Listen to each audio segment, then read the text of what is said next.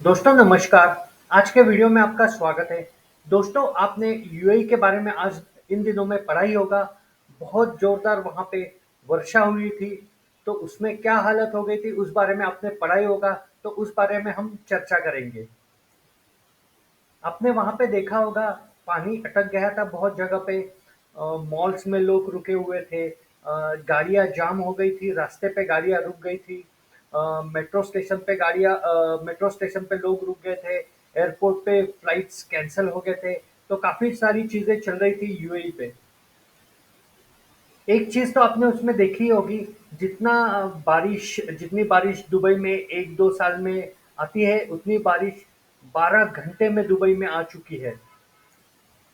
पर ये क्यों हुई ऐसी बारिश? तो इसके पीछे कई कारण दिए जा रहे हैं, लेकिन सबसे बड़ा कारण बताया जा रहा है कि आर्टिफिशियल रेन की वजह से ये हो रहा है।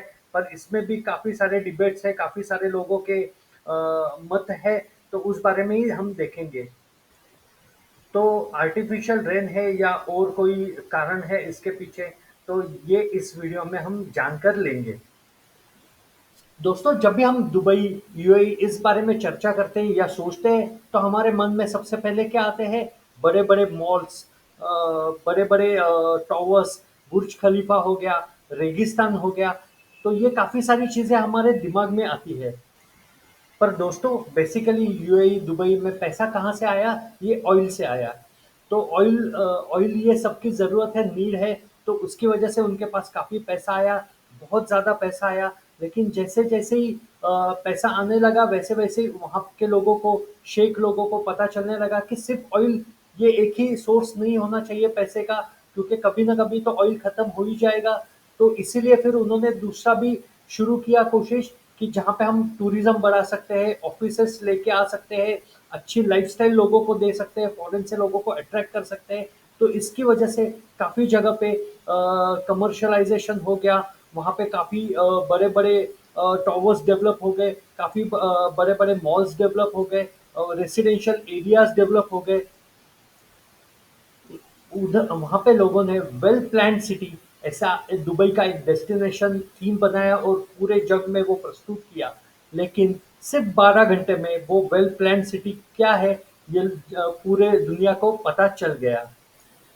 दोस्तों 1950 से दुबई में एक डेटा मेंटेन किया गया है, जहाँ पे पूरा बारिश का रिकॉर्ड मेंटेन किया है।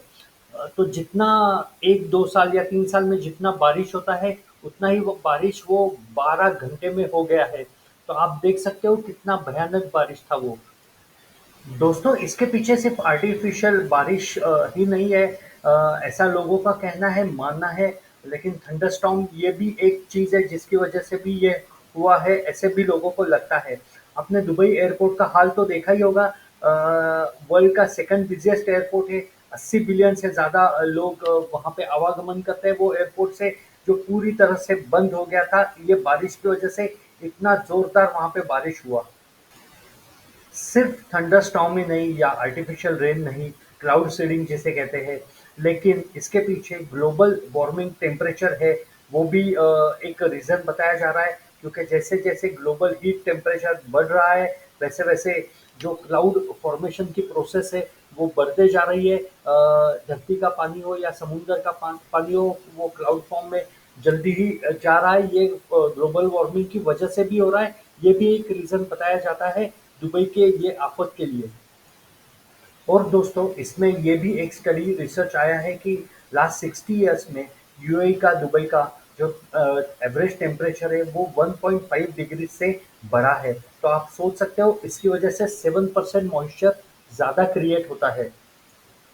दोस्तों और भी कुछ चीज़ें हैं, जैसे उनको global spot, global tourism, global village बनाना था दुबई को, यूएई को। तो वहाँ पे एसी की रिक्वायरमेंट भी बहुत ज़्यादा हो गई, यूसेज भी बहुत ज़्यादा हो गया। तो वो भी एक चीज़ है जो वहाँ का टेम्परेचर बढ़ाने में हेल्प कर रहा है, और उसकी वजह से ये जो मॉइस्चर का प्रोसेस है ये थोड़ा ज़्यादा बढ़ रहा है। और ये भी एक रीज़न बताया जाता है जिसकी वजह से बहुत तूफानी बारिश हो गई।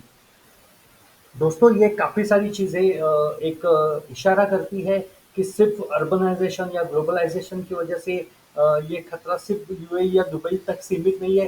या आगे और भी कंट्रीज में हो सकता है, लेकिन जो भी उनको लगता था कि उनका इंफ्रास्ट्रक्चर दुबई का, यूएई का ये सबसे बेस्ट बढ़िया इंफ्रास्ट्रक्चर है, उसको सिर्फ 12 घंटे में चुनौती दे दी, वो भी नेचर ने, किसी और ने नहीं, तो कोई मनुष्यगण ने नहीं, लेकिन सिर्फ नेचर ने उसको चुनौती दे दी है।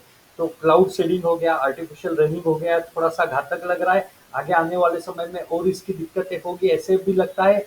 पर क्या लगता है दोस्तों, इसकी वजह से उनका बिजनेस अफेक्ट होगा, ग्लोबल कंपनीज वहाँ पे बनी रहेगी, ग्लोबल टूरिज्म वहाँ पे बना रहेगा, या लोगों का बाहर से लोग आते हैं वहाँ पे घर खरीदते हैं वो भी शुरू रहेगा उनका, वो जानना एक काफी अच्छा रहेगा, आगे आके हमें भी समझेगा कि क्या क्या चल रहा है ग्लोबल मार्केट में। आपको क्या लगता है इस बारे में, जरूर कमेंट करके बताइए। धन्यवाद।